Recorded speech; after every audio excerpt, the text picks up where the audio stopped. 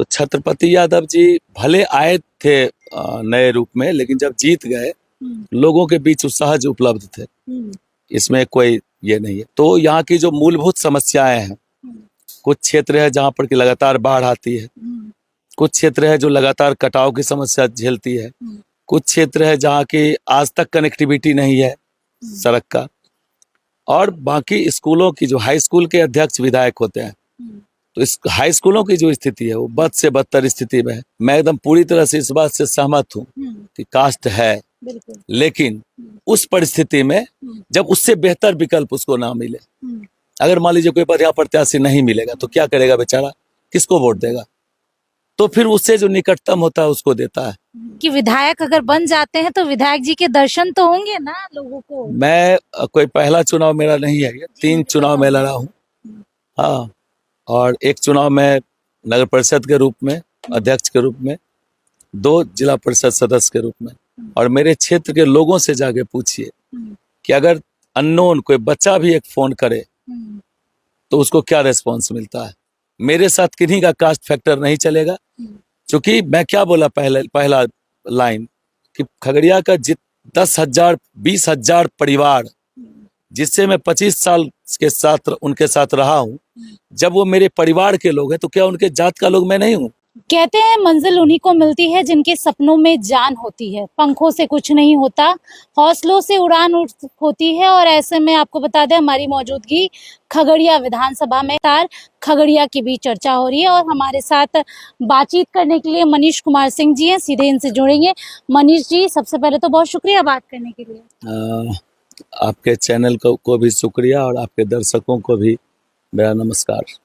देखिए, सबसे पहले तो अगर हम खगड़िया विधानसभा की बात करें तो अभी का माहौल आपके नजर में कैसा लग रहा है? हम बोलेंगे तो लोग विश्वास नहीं होगा लोगों को, लेकिन मेरी नजर में एक तरफा है। एक तरफा। हाँ। और वो लहर किस तरफ है? कौन सा लहर? चुनावी लहर मेरे पक्ष में, मेरे पक्ष में। आपके पक्ष में?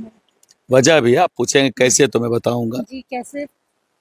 देखिए, बाकी जो भी प्रत्याशी हैं वो सीधे मैदान में अभी आए हैं किसी पार्टी के भरोसे, और मेरा 25 वर्षों का संघर्ष रहा है। अगर आज कोई भी व्यक्ति बिल्कुल अननोन पर्सन भी चुनाव लड़े तो उसका जो परिवार होता है, माँ बाप बेटा भाई जो भी होता है, वो 5 वोट उसको देगा कि नहीं देगा?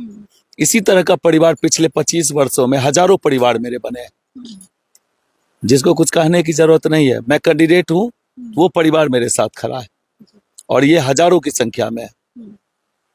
अक्सर हम अगर खगड़िया की बात करें, यहाँ पर लोगों ने राज तो बहुत किया, लेकिन खगड़िया के विकास की बात किसी ने नहीं की। या फिर बात करें पुराने विधायक की, यहाँ पे छत्रपति यादव जी की भी कहा जाता है कि वो तो कभी नजर नहीं आते थे। अभी भी जिनको कांग्रेस ने टिकट दिया है, चंदन यादव, उनके बारे में भी कहा जा रहा है कि बाहर ही हैं। जेडीयू से बबलू मंडल, उनके बारे में भी कहा जा रहा है। ये सब नए चेहरे हैं खगड़िया की राजनीति के लिए। ऐसे में आप पुराने चेहरे हैं, जनता आप पर क्यों भरोसा करे? और भरोसा अगर करती है तो चुनाव के बाद अगर आप विधायक बन जाते हैं तो विधायक जी के दर्शन होंगे। एक ही साथ कितना प्रश्न करिए, हम सवाल ही भूल जाएंगे। देखिए, सबसे बड़ी बात है कि नए चेहरे छत्रपति यादव जी के बारे में आप बोले तो छत्रपति यादव जी भले आए थे नए रूप में, लेकिन जब जीत गए लोगों के बीच सहज उपलब्ध थे। इसमें कोई ये नहीं है। दूसरा सवाल था आपका कि यहाँ की समस्याओं के बारे में।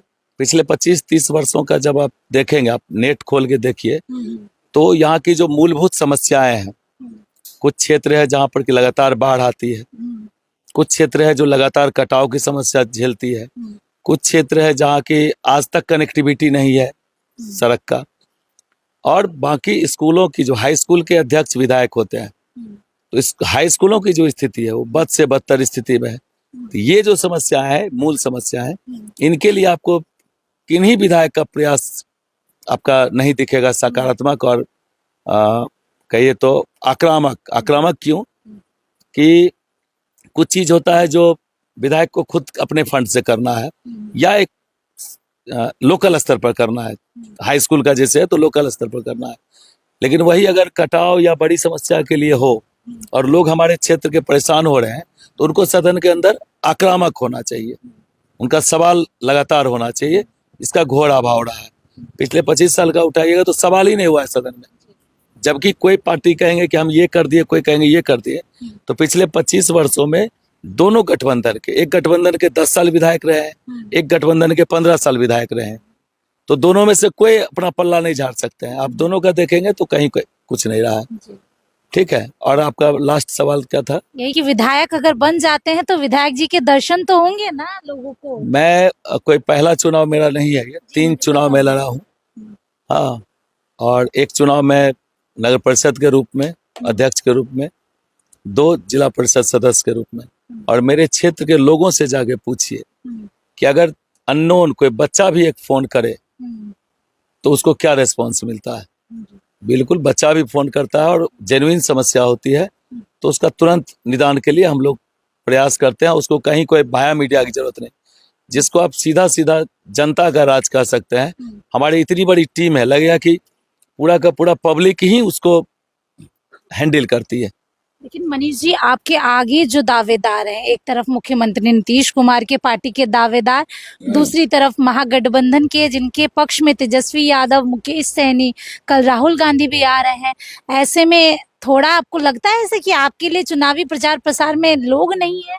कोई दिक्कत नहीं है, इसलिए कि हमारे क्षेत्र के लोग जो अभी तक मुझसे जुड़े हुए हैं, वहाँ उनके कोई विधायक भी हैं, उनके कोई सांसद भी हैं।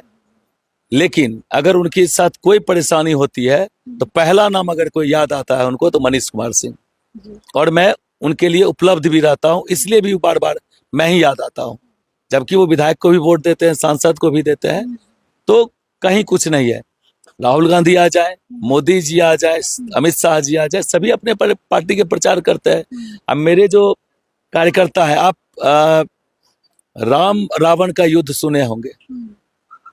तो बाली क्या बोला था जब उनकी हत्या हुई थी, तो कि भगवान अगर चाहते तो आप मुझे कह देते तो मैं अकेला उसको परास्त कर देता। वो क्या किए? वो उतना बड़ा चेहरा लेके लड़े थे क्या? उनके साथ कौन चेहरा था? बंदर, भालू, छोटा छोटा गरीब गरीब निषाद राज, ये लोग उनके सहयोगी थे। तो छोटा छोटा सहयोगी से ऐसा राजा को हराए जो बुद्धि में भी सबसे ताकतवर थे, बल में भी सबसे ताकतवर थे, और कुबेर को तो अपने पासे रखते थे। यानी धन, बल, बुद्धि सब में। और एक साधारण रामचंद्र जी उसको हरा दिए, किसके साथ मिलकर के। उसी प्रकार से कितना भी बाली आ जाए, कुछ नहीं होना है। हमारे साथ जो है, हाँ, युवा है, सेना है। बिल्कुल। और इतनी बड़ी सेना है, मैं दावे के साथ कह सकता हूँ कि मेरे साथ जितनी बड़ी पढ़े लिखों की टीम है, जो इंटरनेशनल पार्टी बोलते हैं ना, उनके साथ भी उतने पढ़े लिखों की टीम नहीं है। मेरे साथ सहानुभूति 4 लाख शिक्षकों की है पूरे बिहार के, और खगड़िया के 10,000 शिक्षक डायरेक्ट इन्वॉल्व हैं अप्रत्यक्ष रूप से। उसी प्रकार से मेरे छात्र छात्राएं हैं जिनकी संख्या 10,000 के आसपास है। मुझसे जुड़े हुए खिलाड़ी हैं जो कम से कम 2,000 होंगे। अब इतनी बड़ी संख्या है, कोई गली नहीं छूटता है जहां मेरे वो नहीं है, मजबूत साथी नहीं है। लेकिन अगर हम बिहार की राजनीति की बात करें तो जातीय आधारित राजनीति होती है, ये बात आप भी मानते होंगे। और आपके आगे जो 2 दावेदार हैं वो भी यादव समाज से आते हैं। अगर विधायक की बात करें तो पिछली बार के विधायक जी भी यादव जी ही थे।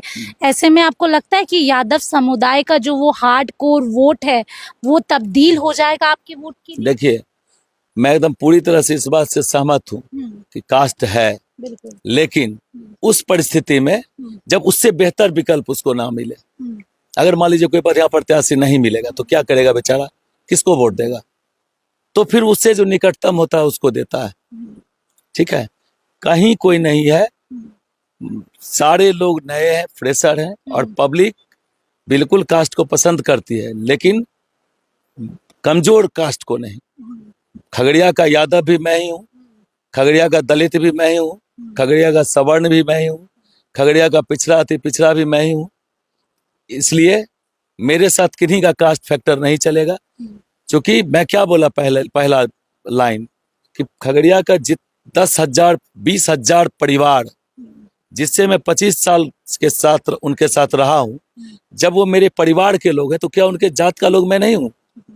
सारे जाति खगड़िया में सारी जाति भी मैं हूँ और सारी पार्टी भी मैं हूँ, क्योंकि जिस भी पार्टी में अच्छे लोग हैं उन अच्छे लोगों का समर्थन मुझको प्राप्त है, और जिस भी जगह पर किसी भी जाति का लोग है, अच्छे लोग हैं, उनका समर्थन मुझको है प्राप्त है। और हर समाज में लगभग मेरा मानना है कि 90 से 95% लोग अच्छा सोचने वाले लोग हैं। 5 से 10% लोग हैं जो खाऊ पकाऊ होते हैं, हर जाति में होते हैं, तो उनकी मैं बात नहीं करता हूँ, लेकिन 90% जो समाज के अच्छे लोग हैं उनका पूर्ण समर्थन मेरे साथ है, आशीर्वाद मेरे साथ है। चलिए देखिए, अगर हम निर्दलीय प्रत्याशियों की बात करें तो पिछले लोकसभा की या फिर बात करें या बिहार के उपचुनावों की बात करें, निर्दलीय प्रत्याशियों ने हमेशा ही अपना जलवा बिखेरा है। और ऐसे में अब देखना होगा कि क्या खगड़िया की जनता एक बार फिर से निर्दलीय प्रत्याशी को अपना भरोसा दिखाती है और इसके साथ क्या बदलाव आएगा। क्या बिहार की जनता और खगड़िया की जनता जाति से उठकर वोट करती है और उनको वोट करती है जो उनके लिए खड़े हैं। सीधे तौर पे मनीष जी का कहना है, चाहे तेजस्वी यादव आए, मुकेश सहनी आए, प्रधानमंत्री नरेंद्र मोदी आए या फिर राहुल गांधी आए, इनके लिए जो सेना है, एक बार हम चाहेंगे कि आप पीछे भी देखिए, ये लोग जो हैं अभी रात के 11 बज रहे हैं और अभी भी ये लोग मनीष जी के लिए खड़े हैं। और तस्वीरें हम एक बार आपको दिखाना चाहेंगे। और ये लोग सारे जो है, इनके मन में ये भी सारी चीज है कि मनीष जी को जितवाना है और आगे बढ़ाना है। जो तस्वीरें हम आपको खगड़िया की दिखा रहे हैं, रात के 11 बज रहे हैं और सीधे तौर पे हर कोई मनीष जी का समर्थन कर रहा है। और आपको बताएं कि बिहार विधानसभा चुनाव की सरगर्मी बढ़ गई है। अब देखना होगा जब 14 नवंबर को नतीजे आते हैं तो फिर क्या कुछ होता है। अब बने रहिए हमारे साथ, तब तक के लिए बहुत बहुत शुक्रिया।